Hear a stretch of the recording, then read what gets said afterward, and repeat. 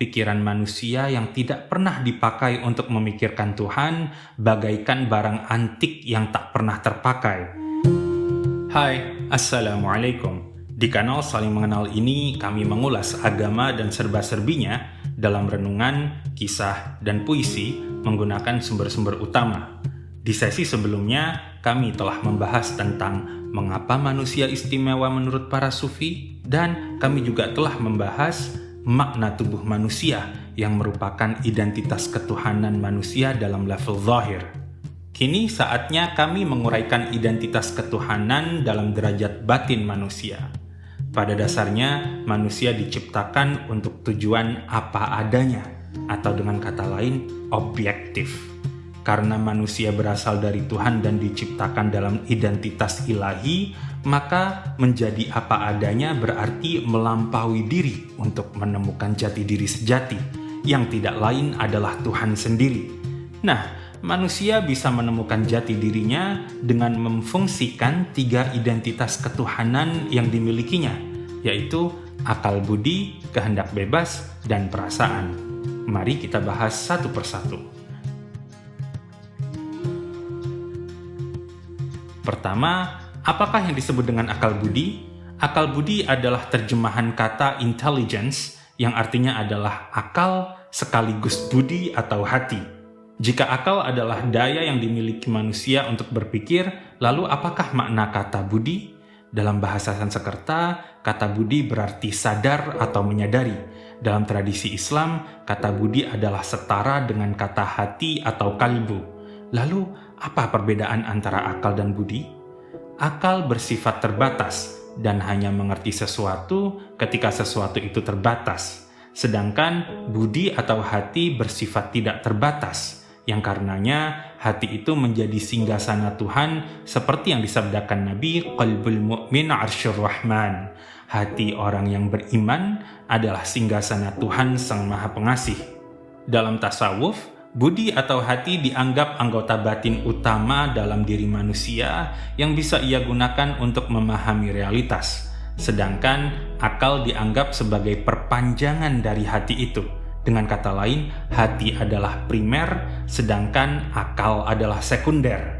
Jadi, kita tidak perlu heran jika para sufi seperti Al-Ghazali, Ibn Arabi, dan Rumi seringkali mengkritik para filsuf karena mereka berusaha mengenal Tuhan atau realitas, namun hanya menggunakan akal saja dan tidak melampauinya menuju hati. Memang, untuk mencapai hati atau budi, manusia terkadang perlu memaksimalkan akalnya dahulu dengan segenap pelatihan, baik dengan mengasah logikanya, dengan belajar ilmu kalam ataupun ilmu falsafah. Bahkan ada ungkapan dari seorang sufi bahwa pikiran manusia yang tidak pernah dipakai untuk memikirkan Tuhan bagaikan barang antik yang tak pernah terpakai. Namun tetap saja, jika seseorang ingin mengenal Tuhan apa adanya, ia harus melampaui semua ilmu rasional. Akal budi manusia disebut objektif ketika ia mampu merealisasikan atau menyadari makna la ilaha illallah. Jika la ilaha illallah dipahami dalam ilmu kalam dengan arti tiada Tuhan selain Allah, pemaknaan tasawuf melampaui itu, yakni tiada keberadaan selain Allah. Nah, melalui akal budi, manusia bisa mengenal Tuhan apa adanya, bahwa segalanya adalah Dia. Manusia tidak akan bisa mengenal Tuhan hanya melalui akalnya saja, karena Tuhan yang dipahami dalam akal adalah konsep yang terbatas. Hanya ketika seseorang mampu melampaui akalnya dan menuju budi atau hati, maka manusia itu bisa melihat realitas apa adanya dengan keyakinan yang sesungguhnya atau haqqul yaqin. Identitas ketuhanan kedua dalam diri manusia adalah kehendak bebasnya. Manusia memiliki kehendak bebas yang dengannya ia bisa memilih. Manusia bisa memilih antara yang benar atau yang salah, antara yang nyata atau yang ilusi. Nah, kehendak bebas manusia disebut objektif atau apa adanya ketika ia digunakan untuk memilih yang benar ketimbang yang salah, memilih yang nyata ketimbang yang ilusi, atau memilih Tuhan ketimbang selainnya. Secara praktis, kehendak manusia disebut objektif ketika diarahkan untuk mematuhi perintah Tuhan dan menjauhi larangannya. Setiap perintah Tuhan pasti memiliki kekuatan untuk mendekatkan manusia pada Tuhan. Sebaliknya, setiap larangan Tuhan pasti mempunyai kekuatan untuk menjauhkan manusia dari Tuhan. Karena itulah, tujuan inti dari semua perintah dan larangan dari Tuhan adalah untuk menguji manusia yang dikaruniai kehendak bebas itu dalam hidupnya.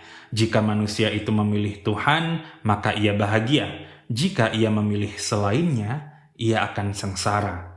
Hanya ketika patuh pada Tuhan, maka kehendak manusia itu disebut objektif alias melakukan fungsinya dengan benar. Identitas ketuhanan ketiga dalam diri manusia adalah perasaan. Perasaan manusia disebut objektif ketika ia mencintai apa yang pantas untuk dicintai. Dan pada ujungnya, tiada yang pantas dicintai kecuali Tuhan sendiri. Objek dari cinta adalah keindahan. Ketika seseorang mencintai sebuah objek, karena tidak ada keberadaan selain keberadaan Allah, maka objek itu tidak lain dan tidak bukan adalah sebuah keindahan yang menampilkan keindahan Tuhan sendiri. Karena itulah Rumi dalam Mathnawi sering membandingkan dua macam cinta manusia, yaitu cinta hakiki dan cinta metaforis. Untuk memahami ini, kita bisa memperhatikan apa yang Ibnu Arabi jelaskan dalam kitab Futuhatnya. Tidak ada objek yang dicintai selain Tuhan dalam hal-hal yang ada di sekitar kita. Adalah Tuhan yang menampilkan diri dalam setiap objek yang dicintai kepada mata pencintanya. Dan tiada hal-hal di dunia ini yang bukan pencinta. Jadi, alam semesta seluruh isinya adalah pencinta dan yang dicintai. Dan semuanya kembali kepada Tuhan sendiri. Tiada yang mencintai seseorang kecuali cinta itu sebenarnya adalah cinta pada Tuhan. Namun orang itu terhijab dari Tuhan karena cintanya pada Zainab, Su'ad, Hindi, Laila, dunia, uang, jabatan, dan apapun yang dicintai di dunia. Artinya, cinta kita pada apapun selain Tuhan pada hakikatnya adalah cinta metaforis. Orang yang tidak mengerti akan menganggap bahwa seseorang atau sesuatu yang dicintainya adalah hakiki, sehingga ia terhijab dari melihat Tuhan sebagai objek yang paling pantas dicintai. Dengan demikian, ia tidak menggunakan perasaannya untuk tujuan yang seharusnya. Sebaliknya, orang yang mengerti akan memahami bahwa seseorang atau sesuatu yang dicintainya di dunia ini sebenarnya adalah tampilan Tuhan. Ia menyadari bahwa cinta yang ia miliki pada sesuatu atau seseorang sebenarnya adalah cinta metaforis, yang kenyataan sesungguhnya adalah Tuhan sendiri. Karena dia menyadari bahwa cinta yang dimilikinya sesungguhnya tertuju pada Tuhan, maka ia menggunakan perasaannya dengan objektif untuk tujuan yang seharusnya. Jika diringkas, 3 identitas ilahi yang ada dalam diri manusia, yaitu akal budi, kehendak bebas, dan perasaan, harus diarahkan untuk tujuan objektif atau tujuan yang sebenarnya. Akal budi disebut objektif ketika ia mampu melihat realitas atau melihat Tuhan apa adanya.